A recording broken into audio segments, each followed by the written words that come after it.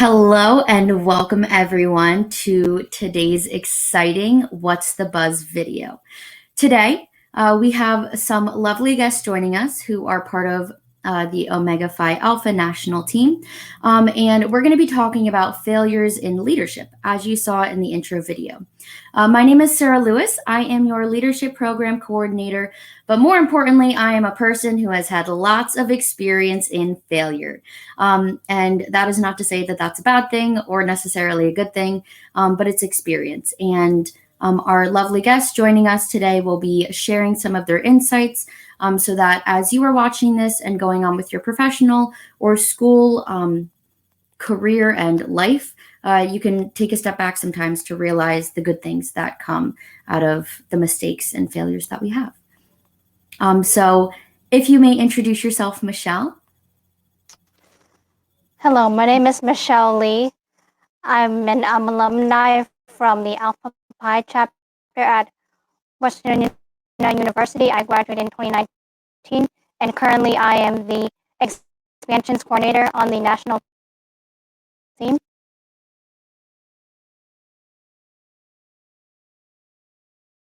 And Caroline.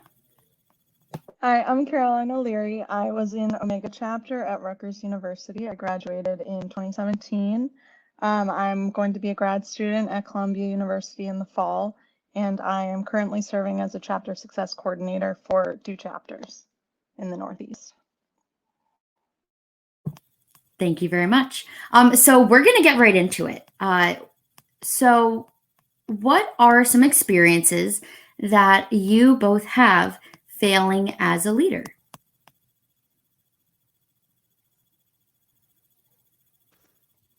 I will start off. This was when I was a senior in college.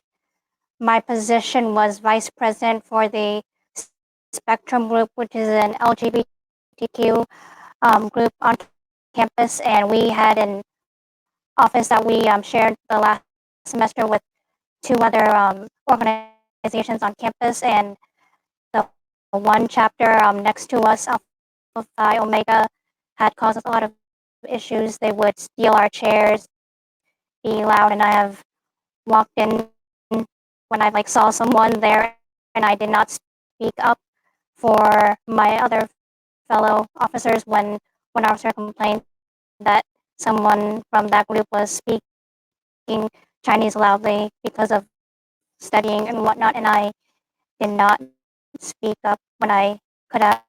There have been multiple times, and I don't believe that they'd be able to just do that when we're just a bunch of students, and our group has been active since the 70s, and we want to keep our office and whatnot. And it's hard for me sometimes because I'm too nice, and I don't always want to start any arguments or anything that may cause something bigger to happen.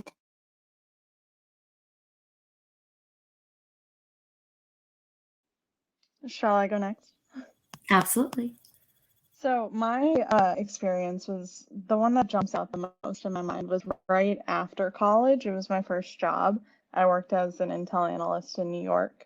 And within the first month of starting my job, my boss told me that they were looking for a vendor to do a task that the company needed. And he tasked me with finding the vendor. So I had to go out to companies and see, can you provide this service for our company? And I remember at the time, he gave me a budget of $100,000 and told me, this is what we've allotted to this project and you're going to head it. And as a freshly graduated, 23-year-old, and this being my first job, that sounded like a ton of money to me and sounded very terrifying and like a lot of responsibility. And I don't know if I'd say I failed necessarily because I think I tried very hard and I spent months looking, but I eventually offloaded the project because I thought I feel like I'm just not doing this project correctly, and I'm really worried that I'm going to mess up the finances. And so I ended up asking my boss to pull me off of it and put me on a different job, which thank goodness I did because that ended up being much better suited to my skill set. But it was definitely very overwhelming at the time, and I definitely look back at that as sort of my first big post-college failure, I guess you could say. And how did that experience kind of help you as you were making your way in that same field? I think it was a reality check for me to realize that I needed to gain confidence and I needed to either fake it or do something because, I couldn't let my lack of confidence affect my job going forward. But I think in the long term, maybe not at the moment, but looking back, having spent a few years in the working world and, learning more about how this works, that project was such a low pressure task. Looking back, the money felt like a lot of money, but, the company had budgeted for it, so clearly they were okay spending it. I felt like it was a ton of responsibility, but my boss had tasked me with it, so clearly he thought I could handle it. And I think the only failure in that system is that I doubted myself to the point where I felt like I couldn't do it, even though no one else had told me that I couldn't do it. It was just me thinking that I wasn't responsible enough for that yet. So I wish I had felt more confident, and I think going forward, it's really a fake it till you make it sort of situation, but I think that that's going to get you through a lot of scary moments when you first come out into the working world. It's just pretending you know what you're doing and also having faith that the people that hired you and are paying you, believe that you can do the job, or else they would not be allotting their resources to you as a person. Absolutely. Thank you so much for that wonderful insight. So I'm going to share an experience of mine. I was a team leader in the AmeriCorps National Civilian Community Corps. And my first team started out with 11 people and it ended with 7, I think. I lied, 8. It ended with 8 people. So I lost 3 people along the way because either they quit because they were homesick or because they had disagreements with me. And there was one person who left in particular that really left because she didn't feel like she was part of the team. And it was my job as the leader to make sure that she felt like she was part of the team. And I didn't do that.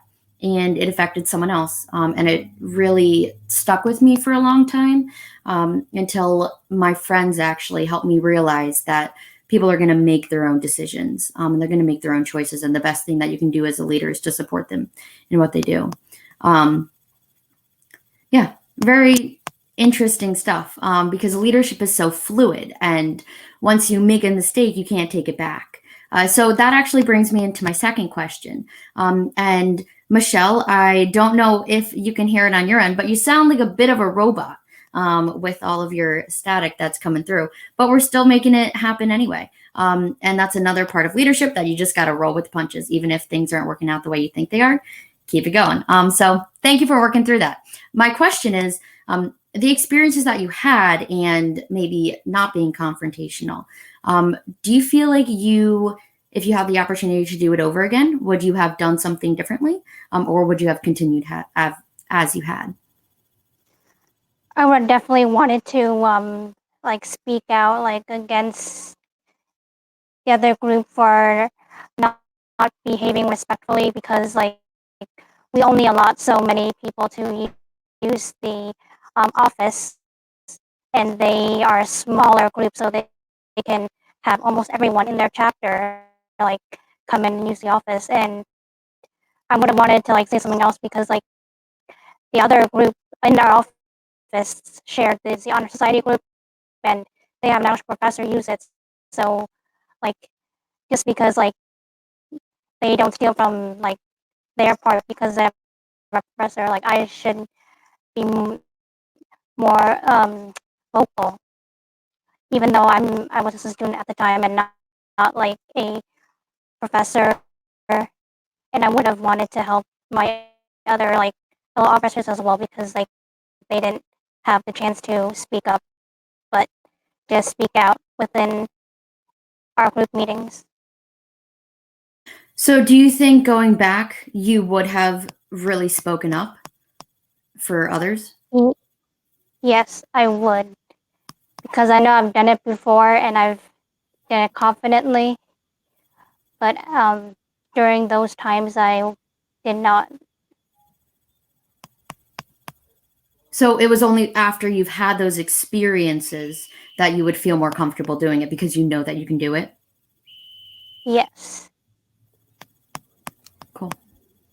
Thank you.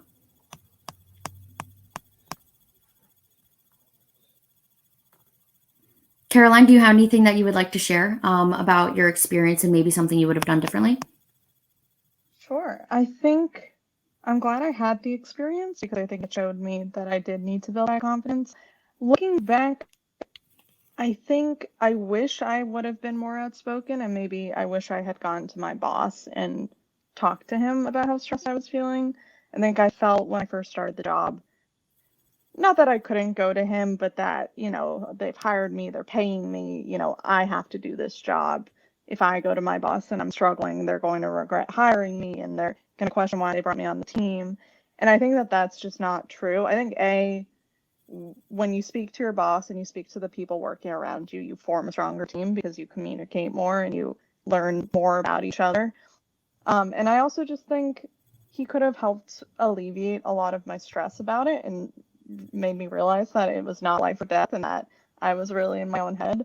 But it's also very easy to look back right now and say that. And I do recognize that when I was in that position, as I'm sure a lot of sisters as they graduate and go into these roles or take on roles within the sorority itself, it's going to seem really scary and overwhelming. And I just would tell anybody to, talk to the people around you and offload some of your work, or at the very least express your concerns early on, because people are far more willing to help you than you think. And also, for the most part, these projects, again, they're not life and death. Like, they can be worked through, and very worst case scenario, you fail, and that's probably fine. It may be terrible in the moment, but it's not like it's going to end your career or anything like that. So, yeah. Thank you for your input. Yeah, just like what you said, worst case scenario, you fail. And I think that's really hard for some people to swallow because that is the worst case scenario. For some people, they've been told that failure is not an option, but it's most certainly an option and it will happen often. If you're trying to make things happen and you're trying to make change, failure is inevitable because great things don't just come from hard work. They come from hard work and perseverance and all of these things. And part of that is when you see an obstacle, you find a way to get around it. And that leads us into our question round. So when we are going into interviews, I have looked up a study that found that some of the questions people are the most nervous about are in regard to failure. About when you get asked, what is a weakness you have? Some people might freeze and say, I don't want to talk about this. I can unpack. How much time do you have? But it's important to understand yourself because only by understanding yourself and how you persevere through failure can you express that to someone else who is looking to hire you for a job where, again, inevitably you may experience failure. So, Michelle, I got a question for you. What is one weakness you have? My biggest weakness, I would say, is being too nice. It's just like within my personality, and like also growing up like Buddhist and my grandpa like being a monk, it's just within my nature to be like nice to people. But if I don't like go any further, sometimes to like not be like a little bit mean within reasoning. Wonderful. Thank you. Caroline, same question. I would say that one of my weaknesses is that I'm really bad generally at advocating for myself, and that usually takes two forms. It's either that I take on way too much, and I'm bad at saying, I've taken on too much, and speaking up for myself. But also B, if there's a project I'm really interested in, or I really want a promotion, things like that, I struggle a lot with speaking up for myself and sort of arguing on my own behalf. I would say that that's a weakness. Also, for all of you listening, I have used that weakness in interviews multiple times and they never respond poorly to it. So it's a good one if you're ever looking for something to use for that interview question, because it's a scary question. Wonderful. Thank you for that advice. And Caroline, I'm actually going to throw another one at you. How do you handle failure? I think poorly in the immediate moment. I think I get very overwhelmed, but then I think by the next day, not only am I feeling better, but I'm feeling like I'm working through the problem. So I would say, if you feel like you handle failure poorly, I would say take the night to sleep and rest and think, and don't respond to it in the moment, because I know for me, I handle failure very poorly in the very immediate moment and much more productively if I've had a little bit of time to rest and like separate myself from it. Thank you. Michelle, same question. How do you handle failure? I first assess the situation, like what I did and what I could have done better in that situation, and try not to like put any pressure on the person or the people who I may have caused the failure situation with. I try to let it go until they need me to do something about it, but I don't just like let it go, like just let it go unless it's applicable. Mm-hmm. Mm-hmm. And that's something about a situation, if you're able to let it go, is great. For myself, I handle failure through expression. I have found that I handle failure poorly when I just try to keep it inside and pretend like it's not bothering me. But if I'm able to talk about it with other people and just like put it out there for the world and for myself to know that it happened, it helps me kind of overcome it and get over it.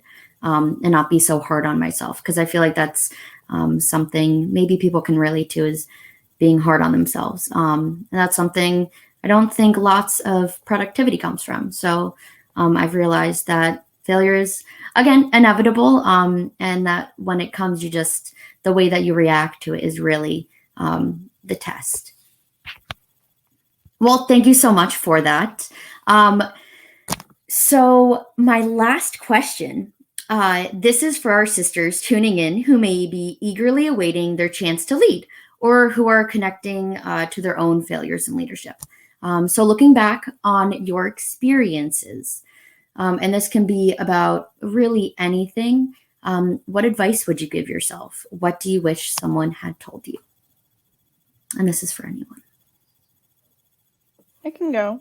I would say I wish that someone had told me that, and everyone I think probably did tell me this, but I wish that I had leaned on my sisters more for projects and tasks, especially because I was recruitment chair and there's a lot of little tasks that you have to do for that. And I think not only are your sister's generally very eager to help you, I think it feels like a big deal to offload some of your work onto people. But the fact is, if you have 20 tasks and you offload one of them to 20 people, each person has one small task as opposed to you having 20 what feel like big tasks. So I think, you know, everyone's lives will be made much easier if you're willing to lean on other people and ask them for help. And I wish that that's something I had done a little bit more back then. So I would just say, being really aware that your sisters are there, and not only are they there physically, but I'm sure they want to be there for you emotionally and help you through tough times. For me, it would be like don't expect the expected, because not everything happens as you like predict it to be. And I've been in those like situations, and I've had to like think on the fly. But with some help when needed, I made it through. I completely agree. I think I would tell my past self to keep working through all the struggles, and that the grass is always going to be greener on the other side. But when you climb up a mountain by yourself and you are able to look back on where you were and all of the problems that seemed so hard at the time, but then you learned how to overcome, I would definitely tell myself that it will get easier. You just have to experience things in order to know how to do them. And that's something I really hope that people can take away from this, is that everybody fails, and it's a part of the growing process. And before we close up, does anyone have any thoughts that they want to share? Yeah, I just wanted to say that the other factor here is that this is a group of students that are studying and graduating in COVID. And I think it's easy, not easy, but we can give all the advice in the world. But also, you guys are doing something really difficult and challenging. And obviously, you're going to face different problems than we had. And also, you're going through all the problems we had, but also during a global pandemic. So I would say be kind to yourselves and, take the time to reach out to your sisters who maybe you haven't gotten to see as much this past year. Make sure you're making those connections because you'll have them for a long time. But yeah, I would just say, acknowledging that this is a really tough time and I really feel for you all and I'm proud that you're all, getting through it, but take it easy on yourselves. If you fail, put it into context would be my point. Make sure that you remember the context of what's happening around you and give yourself some slack. Thank you. And just so you know, you may fail more during the whole pandemic, but don't just be very lax as you were during the pandemic when everything is more open up. You can have more in-person meetings, in-person activities. So don't just be too lax as you were with all the COVID pandemic stuff, and keep doing all the service hours as you would without the major pandemic. Moral of the story, it will get better because it has to. Well, thank you so much for joining us. And before our super cool outro video, I just want to once again say that failing in leadership is just part of life, and it means that you're trying to do great things. So keep on leading, Omega Phi Alpha, and thank you very much.